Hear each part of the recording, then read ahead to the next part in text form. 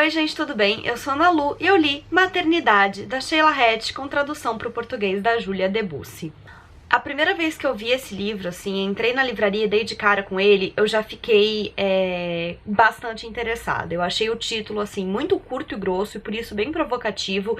Maternidade, né? Ele não é nem a maternidade ou qualquer coisa além, ele é só maternidade. E aí eu peguei a sinopse, dei uma lida, fiquei bem interessada e que bom que eu não comprei, porque pouco tempo depois eu recebi da editora Companhia das Letras, porque a Sheila Hett era uma das autoras que estava na Flip e eles enviaram alguns livros de autores da Flip, enfim. Logo que eu recebi, eu já me organizei para ler, porque é um livro que me interessava muito, principalmente pela temática. Eu tenho muito interesse na questão da maternidade, em tudo que a envolve, assim.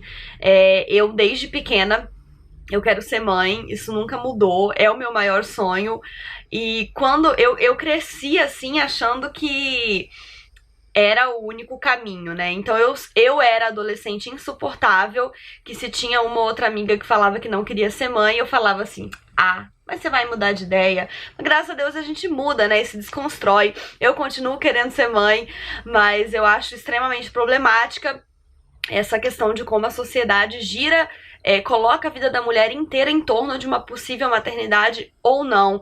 E a autora vai discutir muito isso aqui, mesmo que de forma bastante íntima. E então, vamos lá, vamos conversar um pouquinho sobre esse livro.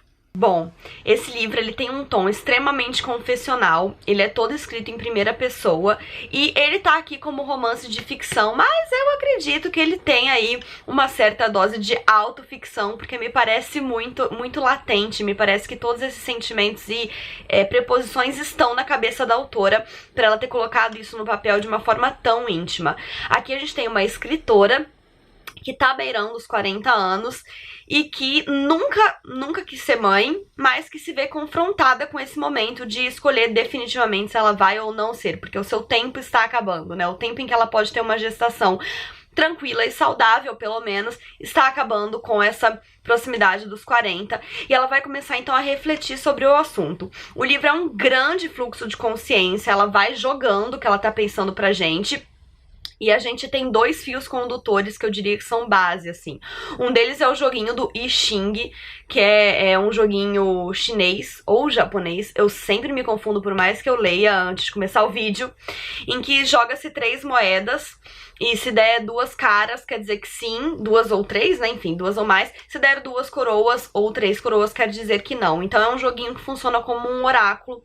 E em grande parte do livro, principalmente na primeira metade, assim, ela joga essas moedas o tempo todo para responder perguntas, assim, de diversas temáticas e diversos âmbitos. Então, sobre o livro que ela tá escrevendo, esse é um livro muito metalinguístico, então a gente tem uma escritora que tá tentando escrever um livro, ela não sabe ainda que livro vai ser esse, mas a gente já tá lendo esse livro, né? A gente passa por esse momento em que ela tá pensando num livro sobre grandes questões da vida, o namorado dela sugere que ela escreva então um livro sobre essas reflexões acerca da maternidade, e ela vai então envolvendo esse processo de escrita dela com as dúvidas que ela tem acerca da maternidade, as proposições que ela tem envolvidas com isso. Apesar de ser um vômito, porque esse livro ele é um vômito de pensamentos, ela vai mudando de ideia e colocando muito no papel o que ela tá pensando ou deixando de pensar, ele é ao mesmo tempo bastante social também, porque ela coloca muita crítica à sociedade, muita crítica a essa questão da maternidade ser colocada como uma regra para as mulheres e a questão do filho estar presente, mesmo que ela não tenha um. Eu li recentemente A Mãe de Todas as Perguntas, da Rebecca Solnit, que é um livro de ensaios feministas, e o título do livro vem dessa questão de a mãe de todas as perguntas que são feitas para uma mulher são relacionadas com o fato dela ser mãe ou não. Então ela conta em um ensaio do livro que ela estava dando uma palestra certa vez sobre a Virginia Woolf. Virginia Woolf foi uma escritora super prolífica, né? Ela tem inúmeros livros publicados, é uma escritora super famosa, e levantaram a mão pra perguntar pra ela se ela não achava que a Virginia tinha sido incompleta por não ter um filho. Então assim, essa questão do filho tá sempre rodeando. E a Sheila vai propor pra gente inúmeras reflexões acerca disso, sobre o mundo, sobre se a gente deve ou não colocar mais uma criança no mundo. E eu acho muito interessante que ela não invalida a maternidade das outras, né? Ela não coloca Tipo, ela não julga as amigas, não coloca assim, tipo, ah, elas só seguiram o barco. Ela só quer respeito pra uma pessoa que não decide ser mãe, como as mulheres que decidem ser mãe têm o respeito, né? E ela vai avaliar também a questão dela enquanto filha e até enquanto neta. Então ela vai pegar essas duas gerações femininas acima dela, a mãe dela e a avó, e vai analisar a maternidade delas, assim. Ela vai pontuar muito pra gente o quanto a sua mãe tava sempre assoberbada de trabalho, mas estava muito feliz quando estava no trabalho e triste quando estava em casa, lidando com as tarefas domésticas e com os filhos. Ela não se sente menos amada por isso, ela só entende que a mãe dela talvez sim amasse os filhos que ela tinha, mas que ela não queria ser mãe, ela não tinha essa vocação. E ela acabou sendo empurrada pra esse papel. E ela tava sempre triste, ela tava sempre chorando. E ela fica pensando no resultado disso na criação dela e no sentido que isso teve, né? Por que que a mãe dela foi mãe? Por que que a mãe dela foi obrigada a fazer isso, né? Ela coloca que a sociedade trata as mulheres como se elas não fossem um fim em si mesmas. Como se o fim delas fosse um dia, quem sabe, parir um homem pra esse mundo.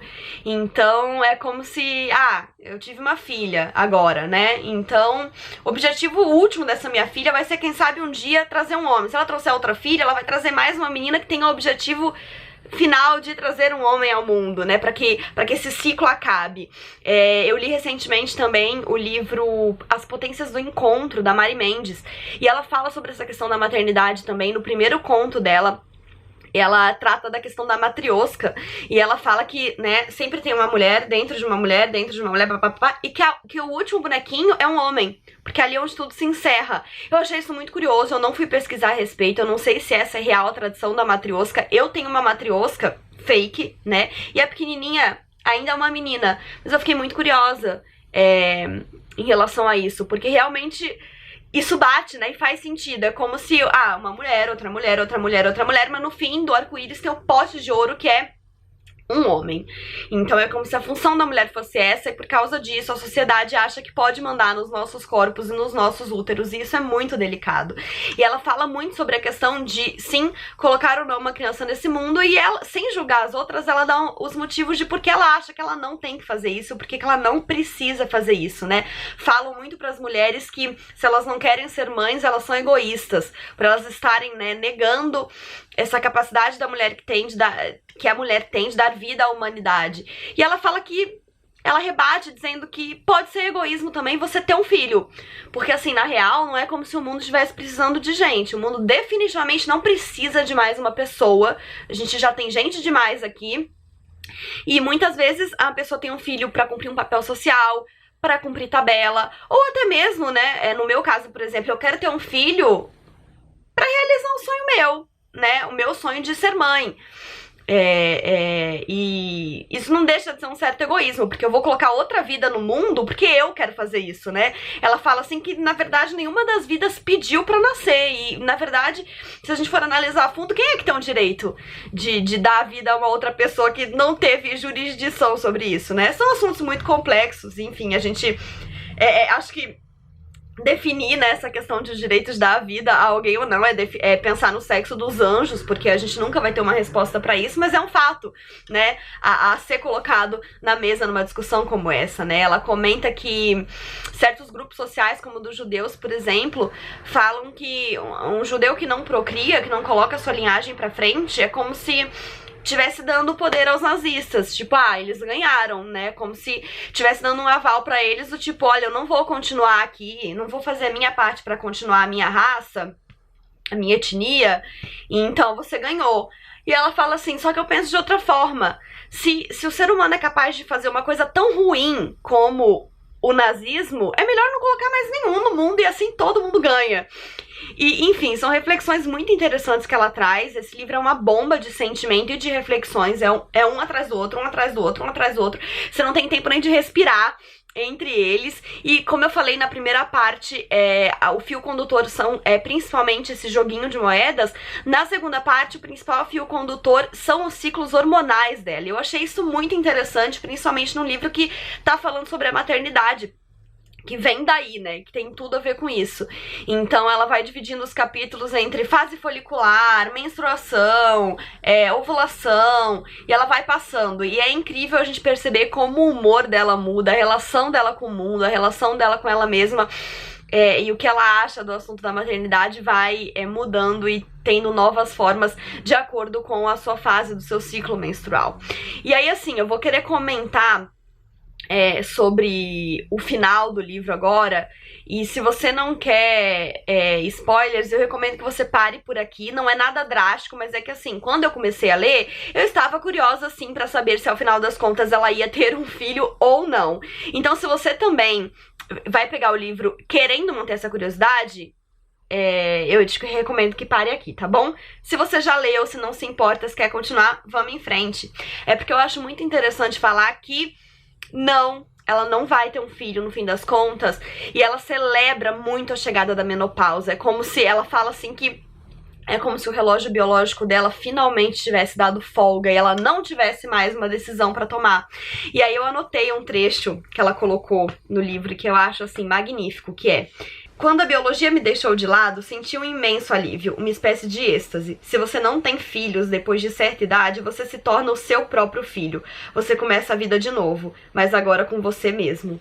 Eu achei isso tão potente, tão forte, porque é aquela questão, né, da gente focar muitas vezes a nossa vida na vontade de ter um filho e se responsabilizar por outra pessoa. Se você não tem, você obrigatoriamente tem que virar essa própria pessoa, e você vai ter que gastar toda essa energia cuidando e se responsabilizando por você. E isso é muito forte, é muito potente. Até eu que tenho esse sonho de ter um filho, dei uma freada quando eu li esse trecho e pensei, caraca, talvez todos nós, mesmos os que queremos ter filhos, temos que pensar na ideia de sermos também os nossos próprios filhos, pra gente cuidar da gente com todo o afinco que a gente cuidaria, né, de um outro ser humano, e colocar essa energia nisso, e enfim.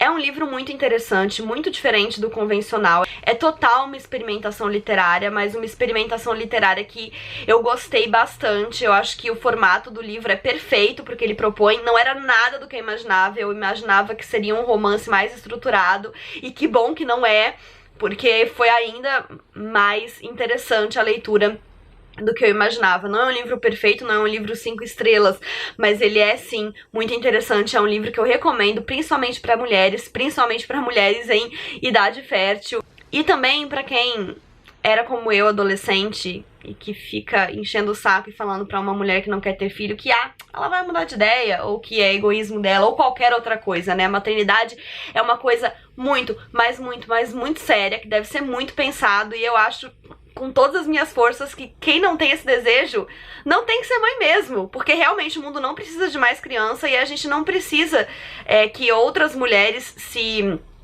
escravizem nessa função se elas não a querem ter, né? Isso é muito importante. Aqui no livro, em determinado momento, ela fala que ela não tem dúvida de que ser mãe é viver o maior amor do mundo, e que você nunca vai sentir por ninguém o que você sente por um filho, mas que tá tudo bem também não ter essa escolha, porque você não vai saber do que você deveria estar sentindo falta, né? A gente sente falta do que a gente conhece, e isso é muito real, né?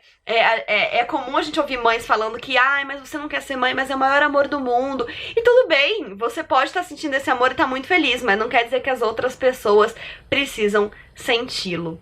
Pra finalizar, eu gostaria de fazer uma coisa que eu quero que vire rotina aqui no canal, que eu me inspirei na Tami, do Literatami. Eu percebi que ela faz resenhas de livros, e no final ela cita alguns outros conteúdos sobre esse livro, né, de outros resenhistas. Enfim, eu achei isso muito legal, porque fortalece a comunidade e amplia, né, o papo e as opções de reverberação de leituras, porque cada um tem uma visão diferente, enfim. E eu gostaria de começar a fazer isso também, vou tentar lembrar e manter. Mas pro livro de hoje eu vou recomendar mais outros 2 conteúdos, um deles da própria Tami. Ela fez um vídeo sobre esse livro. Eu confesso que eu só assisti os 3 primeiros minutos, o vídeo tem 23, mas assim que eu terminar de gravar eu vou correndo assistir o resto, porque eu quero muito ver as reflexões da Tami sobre o livro. Eu só não quis assistir ele inteiro antes de gravar a minha resenha, porque eu fiquei com medo de acabar me tendenciando, já que eu ia gravar em seguida. Então, mas já fica recomendado, o conteúdo da Tami é muito bem pensado, muito bem produzido. Enfim, ela arrasa no que ela faz. E o outro conteúdo que eu gostaria de indicar é a resenha da Thaís, do Risenhas, a Thaís Odelli. Ela tem um blog onde ela faz resenhas, mas essa resenha em específico tá no blog da Companhia das Letras. Eu também achei muito interessante o vídeo o texto dela. Ela coloca muito dentro da temática e das análises dela, o fato de que ela não quer ser mãe. Então já é interessante porque a gente tem aí 2 pontos de vista diferentes em contato com a leitura do livro, de alguém que quer e de alguém que não quer, e as reflexões que o livro traz pra cada uma, né, dessas situações. E é isso, gente. Eu espero que vocês tenham gostado desse vídeo. Não esqueçam de se inscrever no canal se ainda não forem inscritos e deixarem um joinha se curtiram, porque isso ajuda muito o canal a crescer. Um beijo e até a próxima. Tchau!